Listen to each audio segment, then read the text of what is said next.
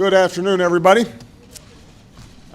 Yesterday, before votes were tallied, I shot a video that some of you may have seen in which I said to the American people, regardless of which side you were on in the election, regardless of whether your candidate won or lost, the sun would come up in the morning.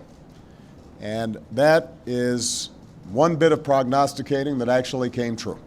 The sun is up. And I know everybody had a long night. I did as well. I had a chance to talk to President-elect Trump last night, about 3:30 in the morning, I think it was, to congratulate him on winning the election. And I had a chance to invite him to come to the White House tomorrow to talk about making sure that there is a successful transition between our presidencies. Now, it is no secret that the President-elect and I have some pretty significant differences. But remember, 8 years ago, President Bush and I had some pretty significant differences. But President Bush's team could not have been more professional or more gracious in making sure we had a smooth transition so that we could hit the ground running. And one thing you realize quickly in this job is that the presidency and the vice presidency is bigger than any of us. So I have instructed my team to follow the example that President Bush's team set 8 years ago and work as hard as we can to make sure that this is a successful transition for the President-elect.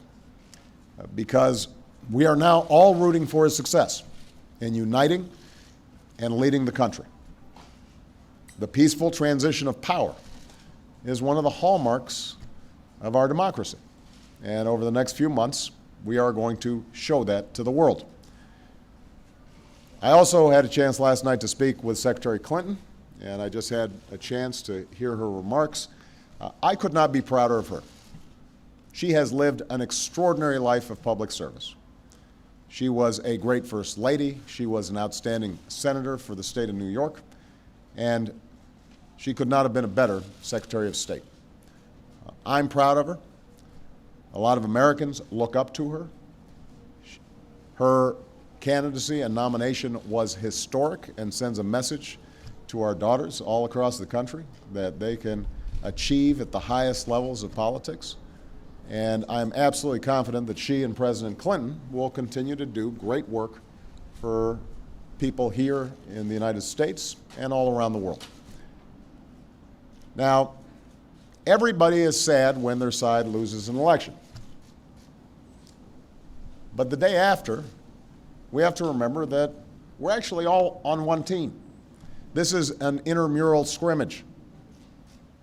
We're not Democrats first, we're not Republicans first. We are Americans first. We're patriots first. We all want what's best for this country. That's what I heard in Mr. Trump's remarks last night. That's what I heard when I spoke to him directly, and I was heartened by that. That's what the country needs. A sense of unity, a sense of inclusion, a respect for our institutions, our way of life, rule of law, and a respect for each other. I hope that he maintains that spirit throughout this transition, and I certainly hope that's how his presidency has a chance to begin. I also told my team today to keep their heads up because the remarkable work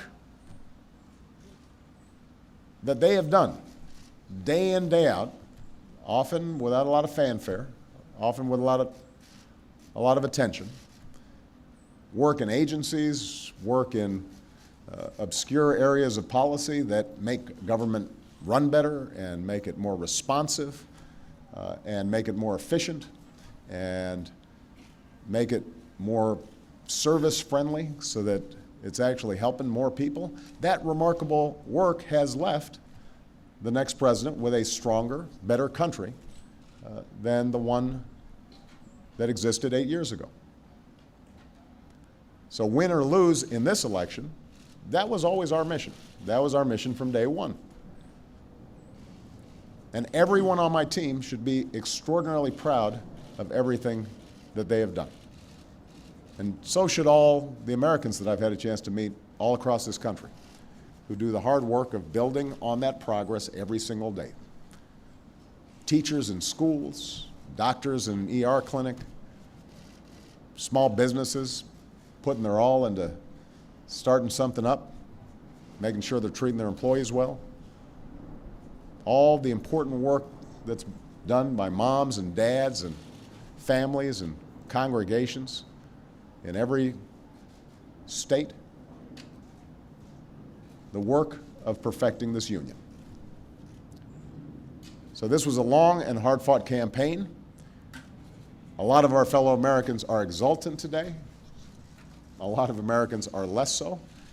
But that's the nature of campaigns. That's the nature of democracy. It is hard and sometimes contentious and noisy. It's not always inspiring. But to the young people who got into politics for the first time and may be disappointed by the results, I just want you to know you have to stay encouraged. Don't get cynical. Don't ever think you can't make a difference. As Secretary Clinton said this morning, fighting for what is right is worth it. Sometimes you lose an argument. Sometimes you lose an election. You know, the path that this country has taken has never been a straight line. We zig and zag, and sometimes we move in ways that some people think is forward and others think is moving back. And that's okay. I've lost elections before. Joe hasn't, but you know. So I've been sort of sharing. Remember, you beat me badly. That's the way politics works sometimes. We try really hard to persuade people that we're right. And then people vote. And then if we lose, we learn from our mistakes, we do some reflection, we lick our wounds, we brush ourselves off, we get back in the arena. We go at it. We try even harder the next time. The point, though, is that we all go forward with a presumption of good faith in our fellow citizens. Because that presumption of good faith is essential to a vibrant and functioning democracy. That's how this country has moved forward for 240 years.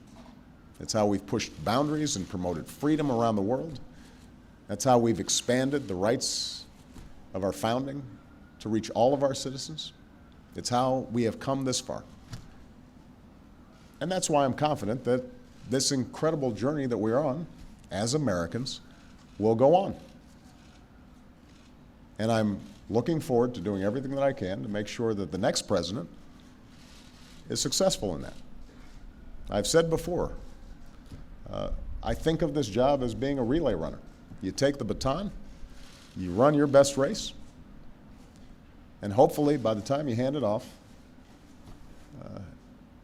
you're a little further ahead. You've made a little progress. And I can say that we've done that, and I want to make sure that handoff is well executed because ultimately we're all on the same team. All right? Thank you very much, everybody.